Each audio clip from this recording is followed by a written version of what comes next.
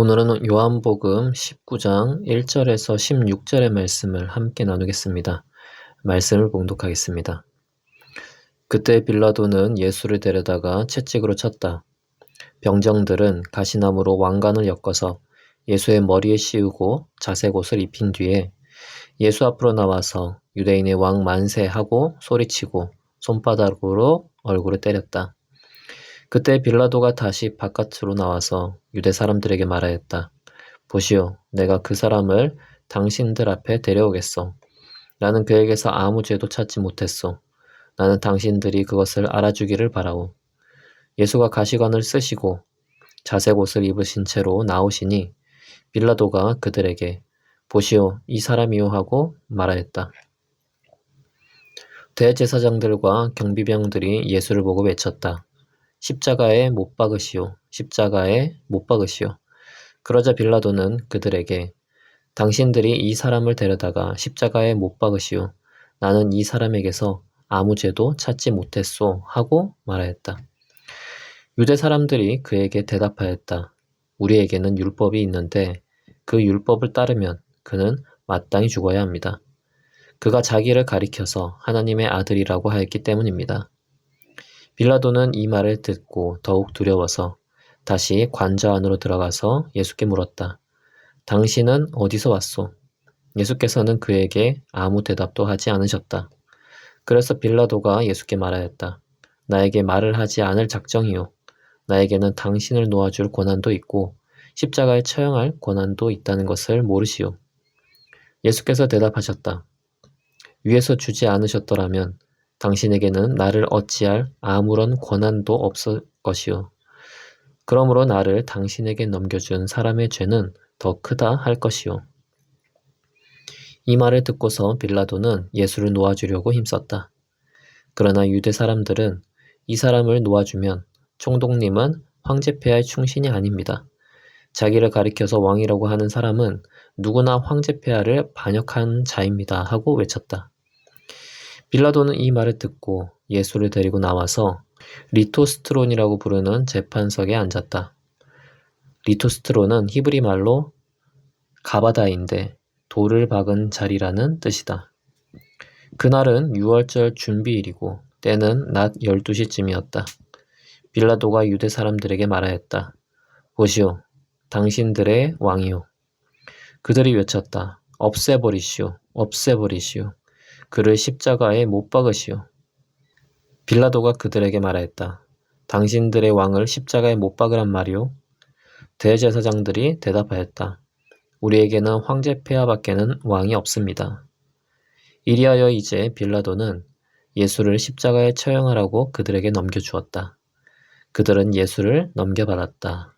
아멘.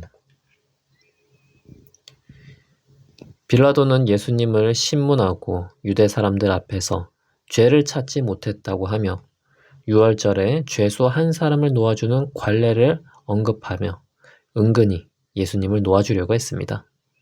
그러나 유대인들은 생명을 주시는 예수님을 죽이고 생명을 죽인 강도 바라바를 놓아주라고 외쳤습니다.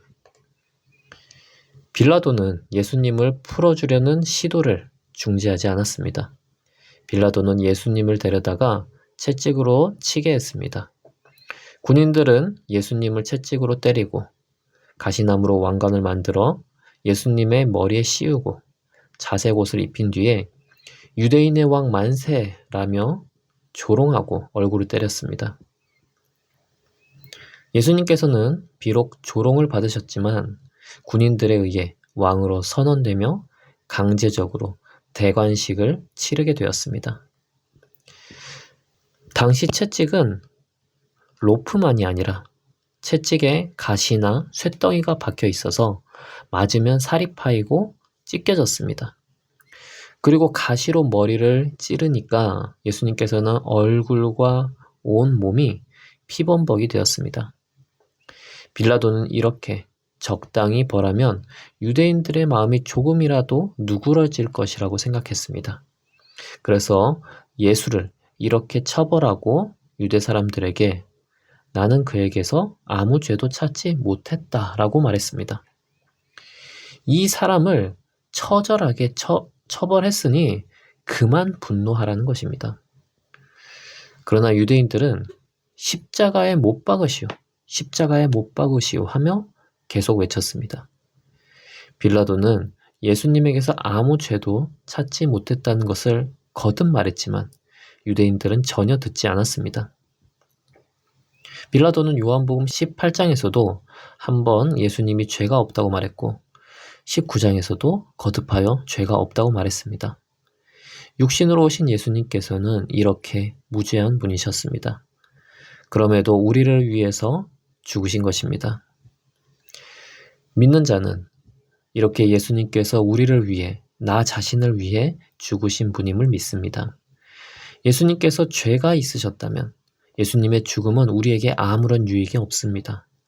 그러나 재판자인 빌라도가 말하듯이 죄가 없으셨기에 예수님의 죽음은 우리를 구원하시기 위한 죽음이 되었습니다. 하나님께서 모든 것을 계획하시고 예수님을 죽게 하심으로 우리를 구원하시고 죄에서 자유하게 한 것을 믿어야 비로소 우리는 주님의 깊은 은혜를 깨닫게 됩니다. 누군가 우리의 목숨을 살리기 위해서 자신의 목숨을 바친 일이 있다면 우리는 그 은혜를 사는 내내 결코 잊을 수 없을 것입니다. 예수님께서는 우리의 영혼을 살리기 위해서 이 일을 행하신 것이니 우리의 영혼은 영원히 주님의 은혜를 잊을 수 없게 되었습니다. 그리고 예수님의 죽으심은 구약의 예언이 이루어지는 일이었습니다. 이사야 53장 7절에서는 메시아가 당할 고난에 대해서 언급하고 있습니다. 그 메시아는 마치 도살장으로 끌려가는 어린 양과 같다고 나옵니다. 출애굽기에서는 이스라엘 백성들이 이집트에서 10가지 재앙 중 마지막 재앙을 당할 때 장자의 죽음을 피하기 위해서 어린 양을 잡아 문설주에 바르는 내용이 나옵니다. 이렇게 심판을 피하기 위해서 누군가는 어린 양의 역할을 했어야 하는데 그것을 바로 예수님께서 하신 것입니다. 게다가 예수님께서 십자가에 달리신 날은 유월절 준비일이었습니다. 유월절이 시작되기 전 사람들은 어린 양을 잡아서 유월절 식사를 준비했습니다. 바로 그날에 예수님께서는 속전속결로 재판을 받으시고 십자가에 죽게 되셨습니다. 그러므로 구약의 말씀을 잘 알고 있는 유대인들은 예수님이 바로 그리스도라는 것을 나중에 깨닫게 되었습니다. 그리고 이방인인 우리는 예수님의 죽음이 아주 오래전부터 예비되었던 일이라는 것, 이것과 놀라운 하나님의 섭리를 동시에 발견하게 됩니다. 하나님께서는 우리를 향한 계획을 오래전부터 가지고 계시고 또 그 계획을 이루어 가시는 것입니다. 이렇게 주님의 신실하심을 보면 우리는 더욱 주님을 신뢰하지 않을 수가 없게 됩니다. 그러므로 믿는 자는 지금도 우리를 향한 하나님의 계획을 신뢰하며 한 걸음 한 걸음 나아갈 수 있게 됩니다. 오늘의 본문에서 특이한 점은 빌라도가 예수님을 놓아주려고 했다는 것입니다. 이 방법도 써보고 저 방법도 써보면서 빌라도는 예수님을 놓아주려고 했고 또 한편으로는 예수님이 하나님의 아들이라는 얘기를 듣고 두려워하기도 했습니다. 그러나 유대인들이 예수를 놓아주면 빌라도는 자기를 왕이라고 하는 자를 인정하는 것이기에 로마 황제의 충신이 아니고 반역하는 자라고 위협을 했습니다. 그러자 빌라도는 더 이상 예수님을 놓아주려고 하지 않았습니다. 그렇게 빌라도는 영원히 예수님을 처형한 총독이 되었습니다. 빌라도가 이렇게 예수님을 죽이는 일에 가담하게 된 것은 세상적인 타협을 했기 때문입니다. 그는 예수님을 따르는 것보다 권력을 지키고 싶었습니다. 결국 우리도 결정해야 할 부분은 세상적인 유익보다 예수님을 인정하고 따를 것인가입니다. 그래서 성경에서는 하나님의 자리에 다른 것을 두지 말라고 합니다. 권력이나 돈, 우상 등 이와 같은 것을 두지 말라고 하는 것입니다. 우리가 살아가기 위해서는 지위도 필요하고 권력도 필요하고 돈도 필요합니다. 그런데 그 위에 하나님이 계시다는 것을 결코 잊어서는 안 되는 것입니다. 세상과 타협하는 것은 예수님보다 소중한 것이 있다고 여기는 것입니다. 예수님을 의지하지 않고 다른 것을 의지하는 것입니다. 에덴 동산에서 아담과 하와가 타락을 하게 된 것은 하나님을 의지하기보다 자신이 하나님처럼 되기를 원했기 때문입니다. 그러므로 예수님을 믿는 우리는 예수님이 모든 것보다 높으신 분이며 유일하신 구원자이심을 잊지 말아야 하겠습니다. 예수님께서는 무죄하시나 우리를 위해서 죄인처럼 죽으셨고 말씀을 성취하심으로 우리에게 신실한 사랑을 보여주셨습니다. 그 사랑과 은혜를 받은 우리는 예수님께서 유일한 구세주라는 것을 믿고 세상과 타협하지 않으며 매일의 삶에서 예수님을 주님으로 고백하며 살아나가야 하겠습니다. 기도하겠습니다. 하나님 아버지, 우리를 구원해 주셔서 감사합니다.